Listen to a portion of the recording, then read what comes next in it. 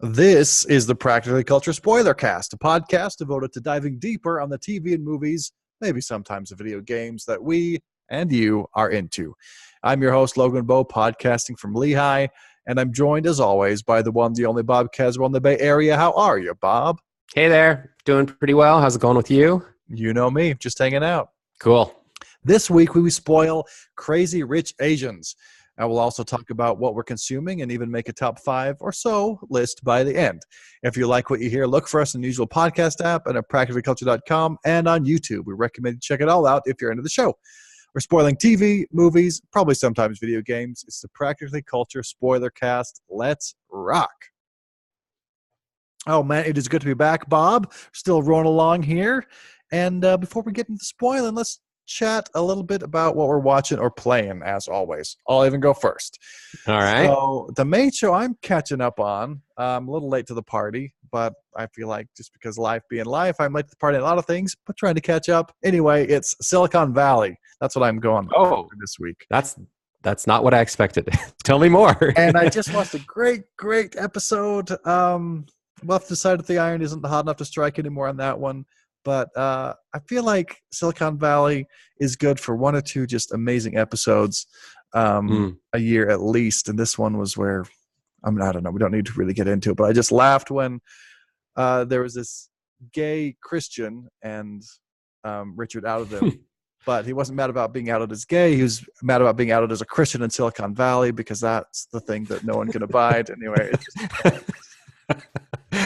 That sounds pretty funny. I don't even remember where I dropped off. How many seasons are we into that show? I think maybe around 5.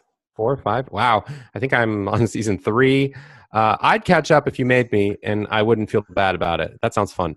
Yeah, I mean, maybe we'll try for next year or something like that. It's probably going to come back. But I like it. I know you have your issues, but that's one I've definitely been watching. I feel like I need to start Sharp Objects, but I haven't yet. Okay. I feel like I need to continue it. I've just seen the first episode, and I kept being like, oh, yeah, I need to, look over here. I'm going to watch this show instead. Apparently, my TV Twitter, there's a minority point of view. It's not the majority point of view, but there's a minority point of view that some people say it's better than Succession. Like, that's the real good HBO show of the summer. So not everyone thinks that, but that's enough that it makes me pretty intrigued. I need to get up on that. That's crazy. Do you know what the other people, does everyone else universally agree that it's a great show, notwithstanding where it stacks against Succession? Yeah, I think a lot of people really liked it. Apparently, it's got a really hard-hitting finale, from what I can tell. But yeah, people are liking it. So I think maybe we should jump on that and spoil it. We should do it. Okay, What do you got cooking? TV, video games, upcoming movies. TV, I'm watching the new Jack Ryan, the new Tom Clancy series based on Tom Clancy characters anyway, on Amazon Prime. And John Krasinski, he's doing the lead.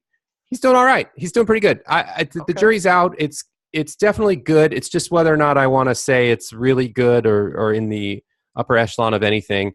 Right now, it's enjoyable action drama. I'm like 4 episodes in, and it's 8 episodes long.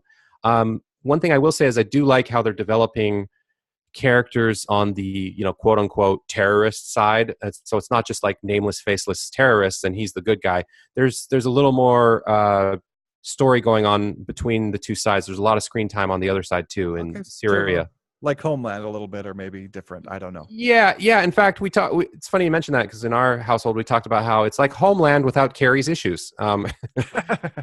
So definitely that show we're going to finish up. In Ozark, I'm just about done with season 1. I know I'm a little behind. Season 2 just dropped in the last few days, and I plan to continue into season 2. I like it enough already. I can tell that it's a really good show, but it's very like Breaking Bad-esque, where you can only do so much of it at a time where you're like, oh, I'm exhausted. I need like a palate cleanser from this Ozark heaviness.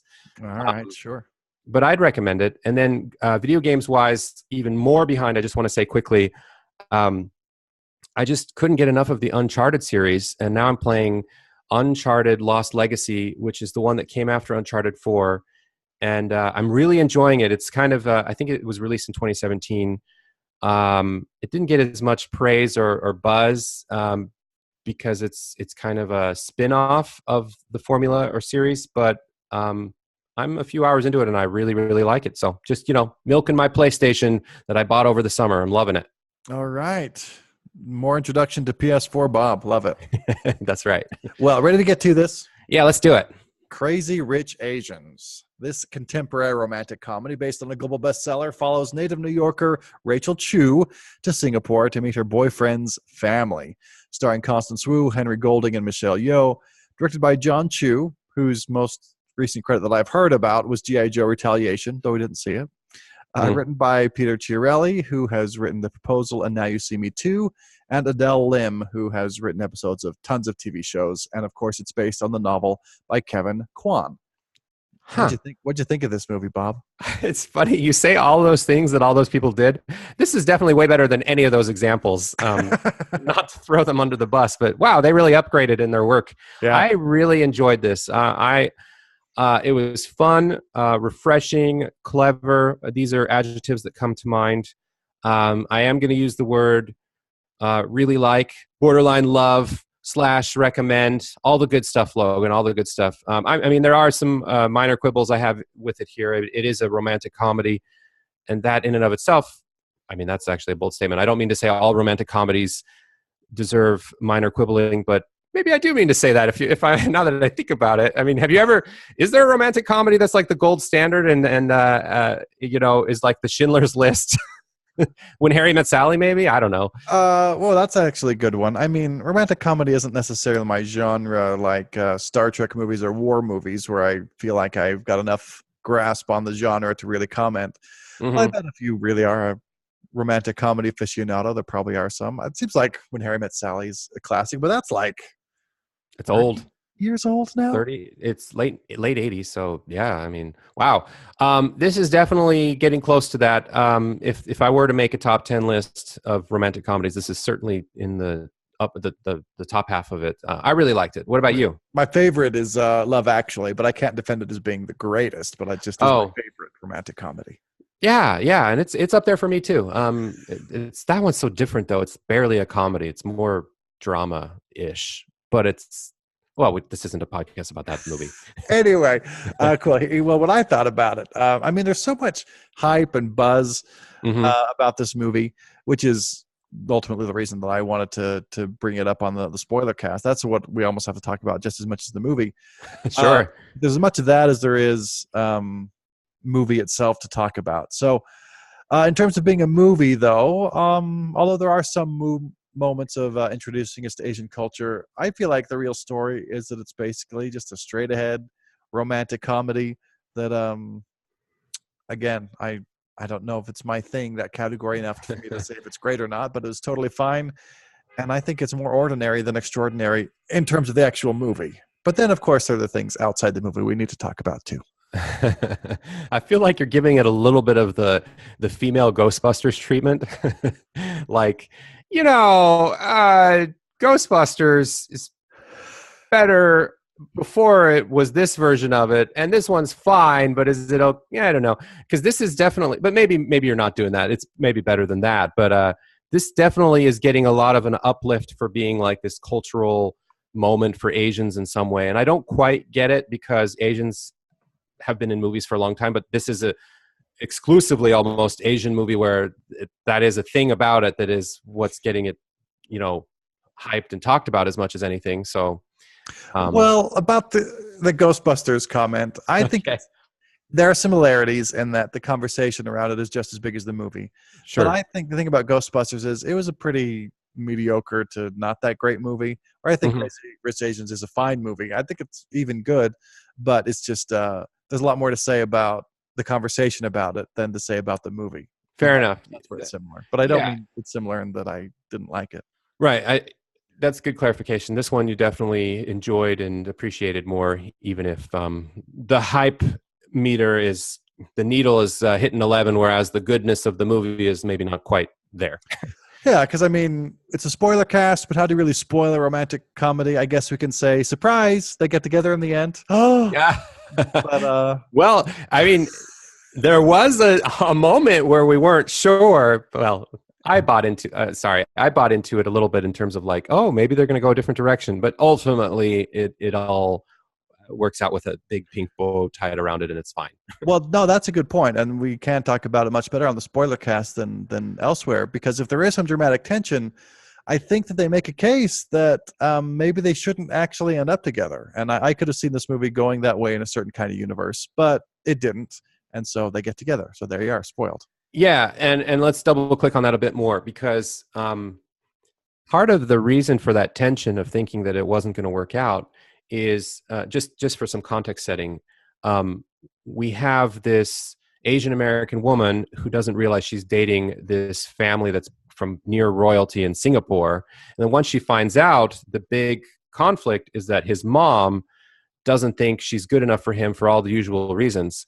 And we can get into those. But whatever the case, this mom character is quite fascinating, and she pulls some punches that are borderline unforgivable, and it makes it so that our female protagonist has every right to walk away from this, and that's what happens towards the end. Is she does, but then the movie has this pivotal scene where they're playing a game of mahjong that's really like symbolic and a lot of hidden messages that I probably didn't even get all of them.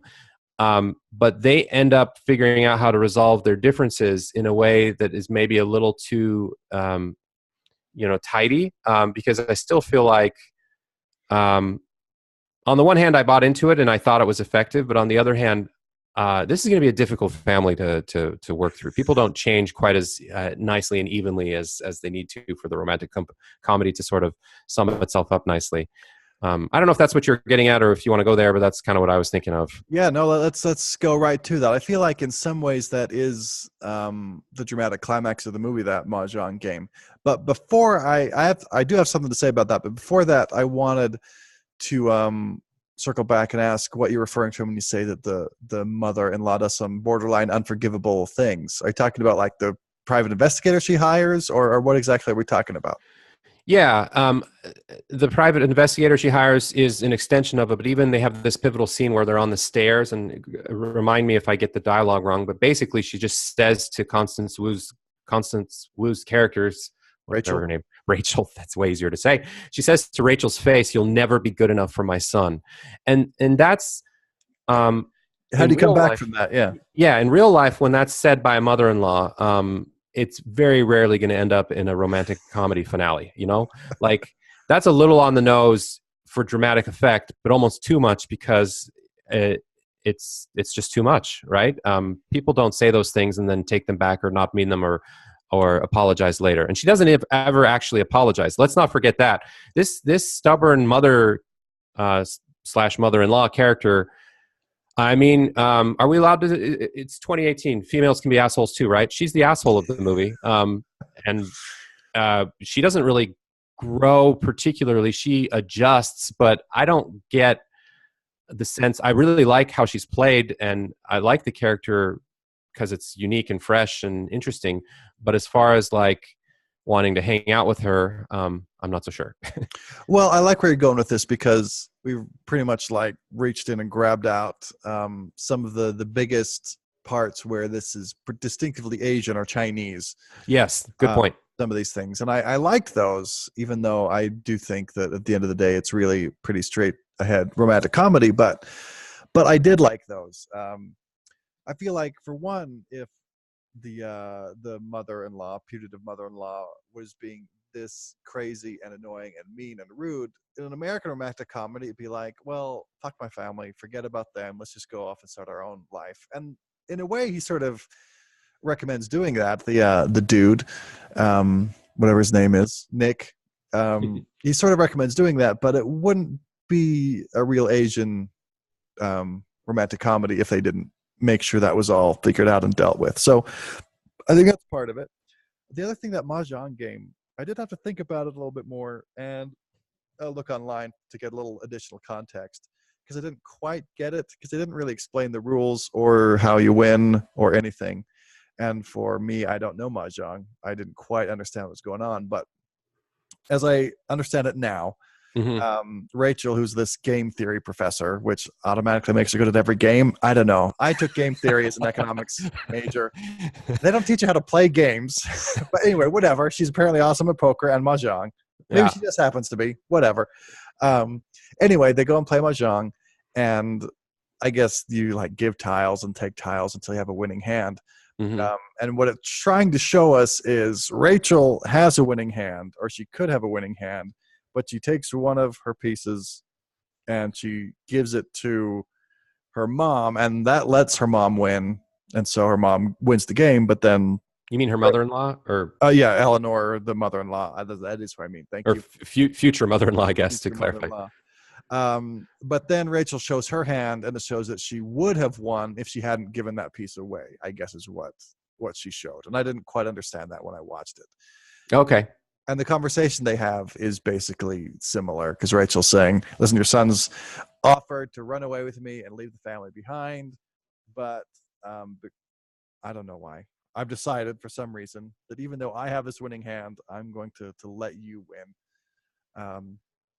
And that I guess that gift, or that showing toughness, I don't know, for whatever reason, that makes Eleanor, the future mother-in-law, agree to it, agree to the wedding. And but you're right, she never has to apologize. I think that's another Asian culture sort of thing, that it's a huge loss of face to have to apologize. So she sort of hints at maybe thinking about possibly in one scenario having a reason to apologize, and that's good enough for everyone.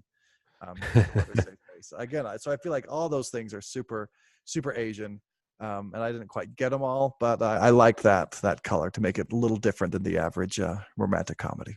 Yeah, and maybe we need to chalk it up to not understanding Asian culture particularly well, but I both thought that was clever and too simplistic, at least from my perspective. But I leaned into the clever side because I assumed the Asian culture aspect made up the difference in a way. But now that you, well, it is romantic comedy after all. They always have to be a little yeah, bit. well, yeah, and that's what I was going to say is, I mean, the cynic in me wants to be like, okay, so wait a second. It's because she played the mahjong game correctly that the mother-in-law is like, okay, I see. Well, they had a conversation too about it. It's Yeah, just sort of figurative there. It is figurative, but it is, and this is, movies sometimes need to take shortcuts and amplify these key moments in life, but it did feel like the amalgamation of a lot of tension between the two of them. And so from that perspective, it was an effective climactic scene.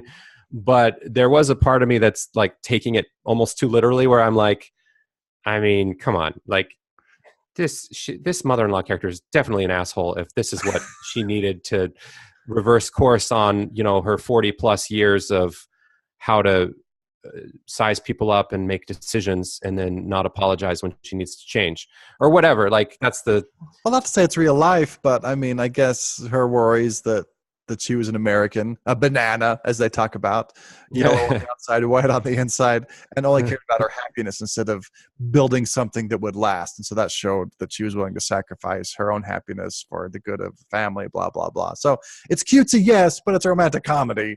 But anyway, that part was okay. Yeah, no, and I actually agree with you. It worked for me. It's only now that when we're deconstructing it, I'm realizing its weaknesses retroactively.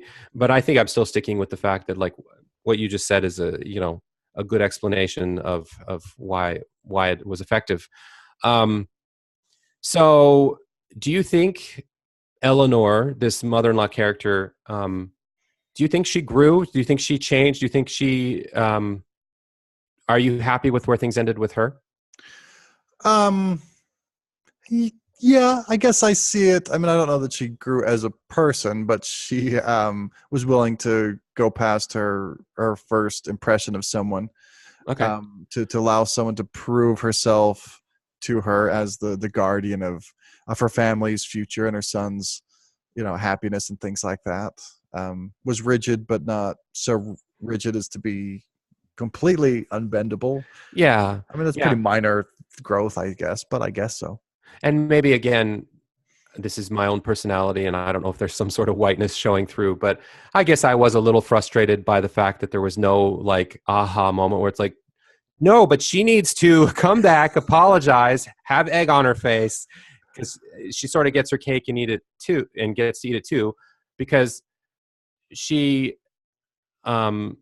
she gives in, so to speak, but she is getting a pretty good deal with Rachel in terms of getting like the most perfect possible Well, banana. to an American, I mean, she doesn't No, want a banana. She's a great banana, but maybe she doesn't want a banana. sure, that's yeah, fair enough. That's my cultural bias is showing through or something. Anyway, I wanted some more justice for Eleanor um, getting told off or something, but that's just weird. Maybe that's just me. But there is this also other thing about this thread that's interesting to me. I liked how they showed the grandma. So Eleanor's mother-in-law is how I understand it. So we never actually see Eleanor's husband, who's the head honcho, who's making all the money, which I thought was an interesting choice stylistically. Mm-hmm. And then who we do see is his mom. So there's this matriarchy down the chain, and her relationship with her own daughter-in-law, as well as her future granddaughter-in-law, is fascinating. And she's kind of the grandma figure that you're like, oh, she's a little crazy. We don't tell her, about things in life like sex before marriage and whatever. And so they did at least amplify, and I don't know if this is as much just generational or if there is Asian culture in there as well, but they did amplify this aspect of like, well, at least Eleanor was in the picture to be part of the conversation for the decision that was being made. Whereas if they just gave up on grandma and is like, she's crazy, she's going to hate you anyway, and we're going to move past that. So I thought that was interesting. Well, I don't quite understand because grandma liked her until the investigation report came back and they found out that she was like born out of wedlock, and that's when grandma turned on her. She's like, absolutely not. But before then, before she knew she'd brought shame, she would bring shame on the family. I thought that grandma liked Rachel. I thought it was played off as grandma superficially liked her, like, let me see your nose and your chin or whatever she does when she grabs her face when she first meets her. That's super offensive, but it's grandma, so who cares? You All give right. grandma a free pass. And then she's like, well, I guess your face isn't fucked up, so I'm going to say I like you as we make dumplings here. So I don't know that we really got her real take in that moment. And then, of course, like you said, once she gets all this other information, of course, Rachel's off the team. But I'm just saying that the movie makes a point of not circling back to that. So it's just left as grandma hates you, but we don't care because that's 2 generations away, not 1. So I like to think that they're just trying to show that, I don't know, it's not about winning and losing, but Rachel just needed to make it work with her future mother-in-law. And the fact that grandma's crazy, we just sort of let that aside. All right. Well, I do want to make sure we talk about the buzz. Okay. So what I've picked up, so I guess supposedly this is the first Hollywood studio movie since the Joy Luck Club with Asians in all the main roles. You got to caveat a little bit because there have been some non-big budget Hollywood movies that have done that, or some foreign movies and things like that. But yeah, and so it's been 25 plus years or something like that. I can't remember what people are saying. But my impression is that John Chu, who's the director, and a lot of the other people involved really are rather proud of themselves for pulling off that or checking that box that we haven't done in 25 years. And now this is one they really are pretty proud of themselves. And I mean, a part of me wants to say it seems like it's no big deal to have Asians on screen. But on the other hand, people do point to, say, like Emma Stone in Aloha and Scarlett Johansson in Ghost in the Shell, where they put white girls, or maybe white men too, I don't know, in these roles that were written or at least conceptualized for Asians. And maybe that is a thing. Maybe I'm just not woke enough to fully realize it. But it seems like cool, great. If that's important, awesome. But it doesn't feel like I can hear a huge glass ceilings shattering either. Interesting. My take was slightly different in so much as I want to say the fact that everyone was Asian totally worked, and it made the movie well, I don't know what it did to the movie in terms of its goodness. For me, it was just a clear part of it, and I really enjoyed it, and I'm glad that all happened. But I did realize, and maybe this is, maybe I'm feeling how it feels, but I halfway through the movie, I kind of had this thought like, are they are they trying like really hard to not show like a white person for more than 2 seconds in the background? Like the one time you see white people is there's this extravagant party on a ship in the middle of the ocean, and there's some like dancing girls that are white in the background, and I think that's about it. There's some Maybe students like in one of the in one of the classes. yeah. Yeah, yeah. But then if you look at the cast, like literally it's a lot. There's this huge ensemble, and anyone who gets their name in the credits for a speaking line or showing up on the screen for longer than 2 seconds, it's like almost 20 plus characters, and they're all Asian. And I think that's really cool on the one hand, but on the other hand, I don't I don't know what would have happened if like two of them were white. It seems like the movie would have been fine too.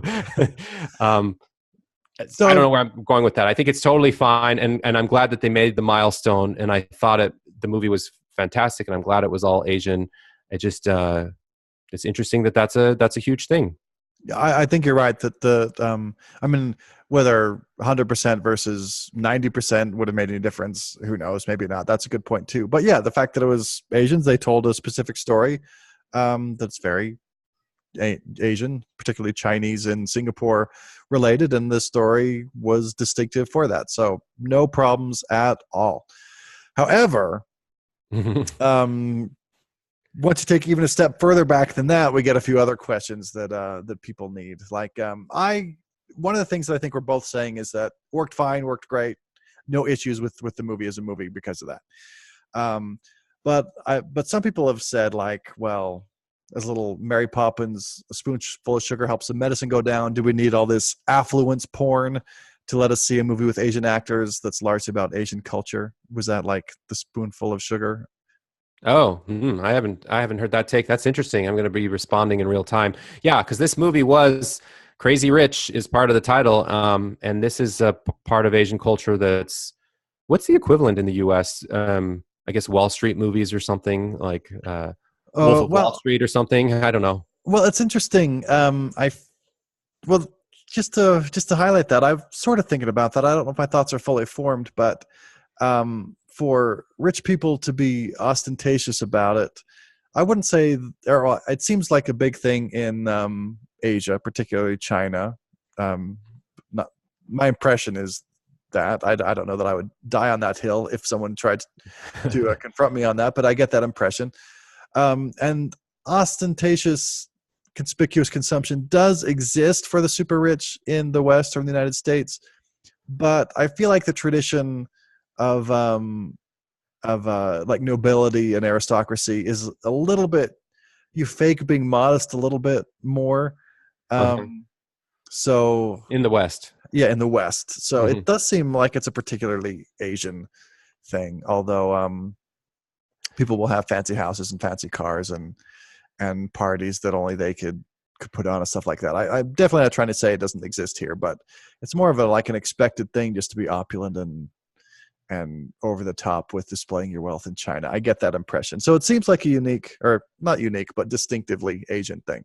Yeah, I mean, there was a lot of glitz and glamour on display purposely, and I leaned into it in terms of just enjoyed being at Cinderella's ball, so to speak. I'm like, oh, I never get invited to these sorts of things. Wow, this is how.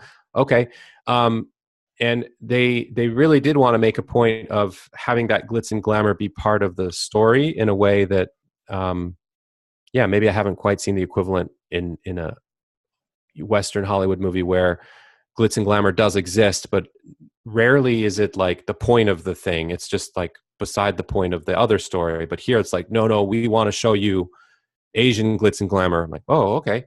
So I hadn't thought about it until you just brought it up in that context. But I certainly, I just, there was a split second when I was watching the movie in the beginning where I was like, oh, do I need to feel bad or have some sort of caveat in my brain of like class distinctions and I shouldn't enjoy this? But then after like half a second of that thought, I'm like, I'm having a good time. It's fine. Yeah, for me, it's fine. I don't need that to watch a movie about Asians. I mean, to the extent that the culture is different and just foreign, well, let me back up. So the way I'm approaching that question, that issue, is whether American audiences, to the extent that I have my finger on the pulse of American audiences beyond just me, what my prognostication is there. And to the extent that it's foreign and hard to relate to, I mean, that's probably an issue if you see something that you don't understand. Like, I even find this when I watch English TV. That's one of my main problems with English TV. I feel like I just don't quite get the culture, Mm. and a lot of the cultural references, and it puts me off a little bit. So for something as foreign as Asia, China maybe, then that can happen even more. So that's a real thing. I guess to me, I feel like that's a different sort of obstacle to overcome than people feel proud of themselves for overcoming here. But I don't know. Maybe there's something to the affluence porn making the medicine go down, but I don't know that it's necessarily a requirement personally. Yeah. I certainly wouldn't put it as a requirement. I think it was effective and made the movie more enjoyable in a way. I I watched an interview of some of the cast members, and some of them were saying how the director really wanted Singapore as a city to be represented in a movie like New York would be represented in a movie like by Woody Allen or something. And I thought that they had their own spin on that. It's not a direct comparison, but that helped me contextualize what was going on in terms of showing off the kind of how pristine the city was. And actually, not to pin a rose on my nose, but I've been to Singapore and I really enjoyed it, and it is quite lovely and nice and clean. I did feel like they made it seem like people aren't sweating as much as they really would be because it's super hot there. Well, they wore nice warm weather fabrics like their linens and their poplins and stuff like that. I was pleased to see that. That's true. That's a good point. But they showed off the best parts of Singapore. It was definitely, and this is slightly different than the opulence take, but I think it ties into it.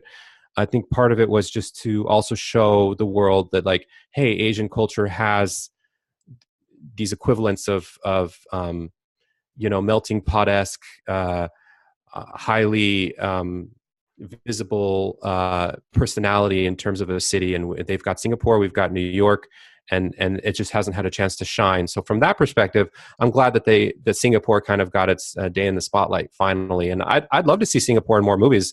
I'm sure there's logistical or other concerns. I have no idea, but it's not without me wanting to say, that sounds great. I would love to see more Singapore movies.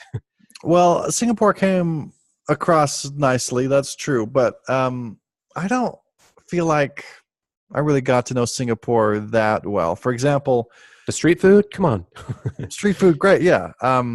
But do people realize that the majority of people in Singapore are ethnically Chinese? I mean, you sort of get that impression from this movie. But Mm. on the other hand, it's like, well, wait a second, what about Singaporeans? Well, they aren't really ethnic Singaporeans. Yeah. What's the distinction, or how did this city come to be, or where are we geographically / culturally? Yeah, it was kind of more implied. You'd have to have already done your homework to know. I feel like there are a lot of Americans would just see this and be like, wait, where's Singapore again? Because it's not that well known of a place. And it's like this social engineering experiment, too. Yeah, that like too. Its own city, and they've got really strict rules about things. Like, it's famous, I don't even know if it's true, but it's famous for like banning chewing gum or like caning foreigners who break rules they didn't know about and stuff like that. That's good stuff. I mean, it's all part of this mystique that you and I know about. That makes Singapore, but the movie didn't really touch on that. So in terms of giving Singapore its due, I don't know. Maybe. Good point. Yeah. Well, the better parts of Singapore, I guess. It looked great, and the street food is super good. I can confirm that. So I don't know. Fair enough. I hadn't heard of street food getting Michelin stars, but the movie says that's the case. I'll have to look into that one. Yeah, I hadn't heard that either. I just have tasted it, and I still remember it's so good. So I will confirm my personal anecdote there. So there's that. I think there have been other criticisms that that people from Singapore feel like some of those things about diversity and about social engineering weren't really put front and center, so they were a little disappointed. But it's always hard when you try to make a point about diversity or inclusion, because there's always someone you didn't. Yeah, well, and just to circle back to the first point, it's a romantic comedy, people. I mean, cut it some slack. I mean, it's great that it's fully Asian and it's in Singapore, but maybe the second Singapore movie can deal with social engineering, and this one can just deal with like the cultural weirdness of couples having to deal with the in-laws who are royalty or whatever. I thought the themes it chose were dealt with pretty well, even if, yeah, I'm sure that this is not the end all be all, third period Asian culture documentary that some people wish it was at the same time.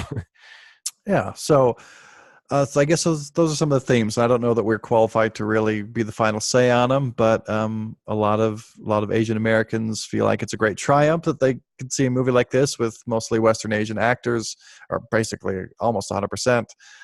We get to see some about Asian culture, and Singapore is featured, if imperfectly. So that's a lot of the stuff that this movie is, quote unquote, capital I important. I guess it didn't need both those emphases, but I gave them anyway. Yeah, it's like bolding and underlining at the same time. And I will say it's doing really well at the box office. It's getting a lot of love. A ton of people are seeing it, and it's just enjoyable. It's really fun at the same time as whether or not it's important to the degree that people are saying those things. Sure, it can be, and I'm not contesting any of that. But it is just a fun, I want to say, upper tier romantic comedy, and that happens to be rooted in Asian culture and have an all Asian cast. And by the way, everyone is freaking attractive in this movie.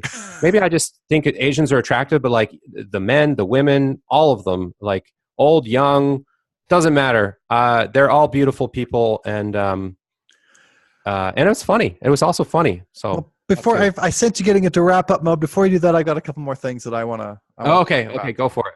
I don't think I said this here. I feel like I hinted at it in the main show, but I was really delighted that it seems like a story about Rachel and the family. It's their romance. You could sort of like just have a cardboard cutout of Nick. He's in many ways not that important to the story, but Rachel seducing and wooing the family, and maybe that's something that makes it Asian. Like I said, I think I did say this part, that American romantic comedy might say, fuck my family, I choose my woman, they'll have to live with it. Yeah, maybe as I'm looking through my notes, I said most of this, but I really liked that they were like, nope, Rachel has to win over the mom for this to work in an Asian culture. I thought that was actually cool. Yeah, and just to piggyback on that, I also thought, at the same time as we're kind of dinging it for just being a romantic comedy by default, that means it's not as good as other movies. As a romantic comedy, it did a few things better than most romantic comedies. For example, the classic misunderstanding. Sure, there was one, but then they just talked about it and like, oh, you meant that? Oh, okay, that makes sense. All right, now what are we going to do? And it's like, thank you. Like, it doesn't have to be the whole point of the movie is like two people living alternate lives because they don't think they can communicate, or somebody will feel like they're misunderstood. Wait. This is Spoilercast. Tell me again what misunderstanding you're talking about. Well, just the premise. He didn't tell her how well off he was, and once she figured it out without his help, she came back to him and was like, "Why did you hold that information from me?" And he has a really good explanation. I wanted you to know who I really was. I wanted us to, have our relationship flourish independent of this shit that I have to deal with being semi-royalty back in Singapore. And I was eventually going to tell you, I'm sorry you learned about it this way. And then she's like, I get you. I see you. That makes sense. Now it's just moving on from this. It is going to be a change of our relationship. And then the rest of the movie goes on. It's not like the climax is the misunderstanding between them, which is normally how romantic comedies lean in. And then those plots bore me. So gotcha. Yeah, really like that. There's one little side plot that I wish they delved into a little bit more, and that was Astrid, who I guess is absolutely Nick's cousin, and her husband Michael, who didn't come from money, just like Rachel didn't. And at first, it seems like Rachel and Michael might find some common ground, but it turns out that Michael is cheating on Astrid, so it's actually a way for Astrid and Rachel to share their feelings and bond. I'm like, okay, fine, it's romantic comedy, but I was interested in how that came about, how that played out. So we get a little lip service about him feeling emasculated by being in the rich family, but the movie just sort of hand waves it away as him being a pathetic human being. And I just think there might have been a lot of potential to explore what might have been hard about that situation for him. Not to let him off the hook, but I don't know. I was interested in that perspective a little bit. And of course, it's a movie, and it's like a third-tier character's husband, so they didn't have a lot of time for that. But I was definitely on the edge of my seat wanting more whenever I thought we might get more on that. I hear you. I actually love that story. Well, I wanted to see it develop more, and I want to see the spin-off of Astrid Goes West, or I don't know what it'd be called. That sounded horrible. But she and her husband are an interesting character. I guess I'm just agreeing with you. Maybe for me, it didn't particularly bother me or have me give a ding against the movie, because I actually thought that she had her own struggles, and I'm glad that there was this side story. I thought it complemented the main story, and it had kind of a different angle on it. Just to say that not every relationship where somebody comes from money and somebody doesn't is going to work out beautifully, and here's a way that it doesn't. So I took it that way, like it's a good counterexample, to try to quote unquote even out the realness, because even though in the end it all works out for Rachel, the movie was suggesting like, no, this is really a problem, and this is the alternate reality of, sure, it's the third story on the side, but that's also an outcome that happens often. And so I took it that way, and I thought it helped round out the drama a little bit and not make it just completely romantic comedy. Fair enough. I thought there was more to say. That's all I'm saying.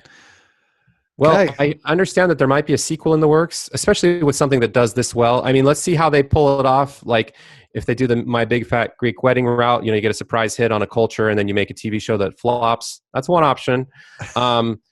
This one, I think they're going to go straight up a studio release with a follow-up sequel.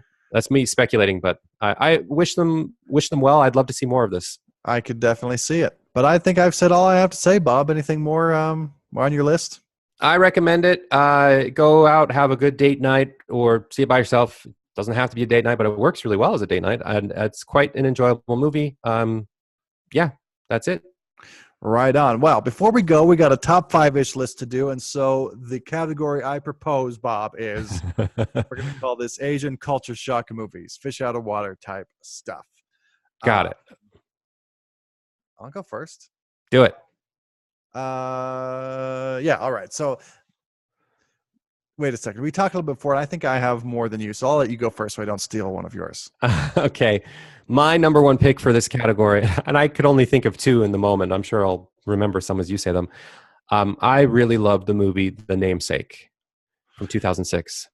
The Namesake. Whoa, that takes me back. I don't know if I even saw The Namesake. Oh my gosh, it's so good. It's like the best. I'm putting it as number one, dude. It's the best movie that's Asian, West culture shock. Whatever's the category, whatever Asian culture shock. Yeah, cool. So you put that above Crazy Rich Asians, which you really liked quite a bit. I really liked Crazy Rich Asians, but I really liked The Namesake even more. All right. Well, I'm going to throw out The Last Samurai. Oh, yeah, that was good. That was a good movie. I'd probably put it somewhere below The Namesake, maybe above Crazy Rich Asians for me. I know I'm banking a lot on a movie you haven't seen. This is what happens when we do these lists making things, but it's That's fun. fine. That's fine. I mean, I don't know The Last Samurai is one of my favorite movies of all time, but I liked it, and I did like the Tom Cruise going and meeting samurais there in Japan. Anyway, do you have another? No, other than Crazy Rich Asians, which is my number two. Well, I'm going to put Silence in there. Damn it. Oh, I love Silence. That was such a good movie. We definitely like that quite a bit. Let's re-record. We got to start over. I knew about this. It was on my list. No, I'm just kidding. So where would you have Namesake, Crazy Rich Asians, Last Samurai? Where would you put it? Because it might be my highest too, but Crazy Rich Asians was fine, and I haven't seen The Namesake. I would definitely put it as my at least number two, but I'm telling you The Namesake is really good. I probably liked it a little more than Silence. But if Silence, since we both really liked it, maybe that overcomes me as a single person doing The Namesake. That's not a bad rule of thumb. Yeah. And then you talked about it. I had sort of thought about it. I sort of want to shoehorn Searching in just because it has a couple Asian culture things, but it's not really. I think we'll leave that off and just go with 4 then. Okay. Yeah. Sure. So I would put, what does that leave us with? So I think Silence, The Namesake, Crazy Rich Asians, The Last Samurai. Yeah. I'll co-sign that. I really like it. So what you're saying is this is a category with a lot of movies you really, really, really like. Yeah, actually, that's a good way of framing it. I do like all these movies quite a bit. I'm sure there are some that are in this category that aren't as good, but I'm not thinking of them right now. So there you go. Our Asian culture shock movies top 5-ish list. What are we spoiling next week, though, Bob? We gotta get this figured out. Probably not Silicon Valley. Probably not Jack Ryan. But what I wanted to throw out for you is one of the movies that you talked about, fantasizing about. We had a spoiler cast on our main show, and that is First Reformed. Maybe we'll go back a couple months and do that. I think we need to. Right now, we're kind of at a lull with current movies that deserve spoiler casts. And First Reformed, I so wanted to talk about that with somebody, and I wouldn't mind making it public. That is a crazy movie for spoiling. If you guys haven't seen it out there, you need to see it just because of the way I'm going to talk about it. But you can just listen to the podcast just as a teaser. I had all sorts of thoughts and feelings. I had all the feels. I want to talk about it. So probably not a ton of people saw it, but if you haven't, here's your chance to do your homework and come back and talk to us. Listen to us talk about it for next week. I think that's what we're going to do. First Reformed. Yeah, and I will say also I didn't quite recommend it because of the ending, and so there technically. I feel like you could just listen to us talk about it if you just want to hear about a crazy ass movie that you don't need to watch. There you go. That's one of the services we hope to provide to the spoiler cast. So that's maybe right. Well, there you go. Crazy Rich Asians spoiled. And if you listened without watching it first, we hope you can now fake it fairly well in whatever social situations you may need to. And that is this week's episode of the Practically Culture Spoilercast. Join us next week as we spoil First Reformed, and we have the usual top 5-ish list, and we chat about what we're watching. You can find more from us, as always, at practicallyculture.com and on YouTube and in your favorite podcast app. Like us on Facebook. Follow us on Twitter. I'm at Logan Bow. Bob's at Bob Caswell. Send us a message, ask us a question, let us know how you like the show. Come back and get your pop culture spoiled. And thanks for rocking with us. Have a good one.